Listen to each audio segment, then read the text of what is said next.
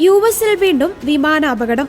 രണ്ടുപേരുമായി പറക്കുകയായിരുന്ന ചെറിയ വിമാനമാണ് വടക്കുകിഴക്കൻ ഫിലാഡൽഫിയയിലെ ഷോപ്പിംഗ് സെന്ററിന് സമീപം തകർന്നു വീണത്. ആളപായത്തെപ്പറ്റി വിവരങ്ങൾ പുറത്തു വന്നിട്ടില്ല. ഫിലാഡൽഫിയ വിമാനത്താവളത്തിൽ നിന്ന് മിസോറിയിലെ സ്പ്രിംഗ്ഫീൽഡ് ബ്രാൻസണിലേക്ക് പോവുകയായിരുന്ന ലിയർജെറ്റ് 55 വിമാനമാണ് പ്രാദേശിക സമയം വൈകിട്ട് 6:30 തകർന്നത്. സംഭവത്തെക്കുറിച്ച് അന്വേഷിക്കുമെന്ന് ഫെഡറൽ ഏവിയേഷൻ അഡ്മിനിസ്ട്രേഷൻ അറിയിച്ചു. രക്ഷാപ്രവർത്തനത്തിന് എല്ലാ സഹായവും അദ്ദേഹം വാഗ്ദാനം ചെയ്തു.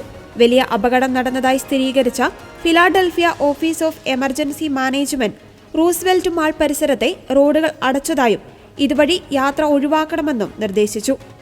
ബുധനാഴ്ച വാഷിംഗ്ടണിലെ റൊണാൾഡ് റെയ്ഗൻ നാഷണൽ എയർപോർട്ടിൽ ലാൻഡ് ചെയ്യുവാൻ ശ്രമിക്കുന്നതിനിടെ യാത്രാവിമാനം ആകാശത്ത് ഹെലികോപ്റ്ററുമായി കൂട്ടിയിടിച്ച് കത്തി പൊട്ടോമാക് നദിയിൽ പതിച്ചിരുന്നു. വിമാനത്തിലെ 60 യാത്രക്കാരും 4 ജീവനക്കാരും ഹെലികോപ്റ്ററിലെ 3 സൈനികരും മരിച്ചിരുന്നു. പോട്ടോമാക് നദിയിൽ മുങ്ങിയ വിമാനവും ഹെലികോപ്റ്ററും പൊക്കിയെടുക്കുവാനുള്ള ശ്രമത്തിലാണ് അന്വേഷകർ. പകുതിയിലേറെ മൃതദേഹങ്ങൾ നദിയിൽ നിന്ന് കണ്ടെടുത്തു. വിമാനത്തിന്റെ ബ്ലാക്ക് ബോക്സും വീണ്ടെടുത്തിരുന്നു.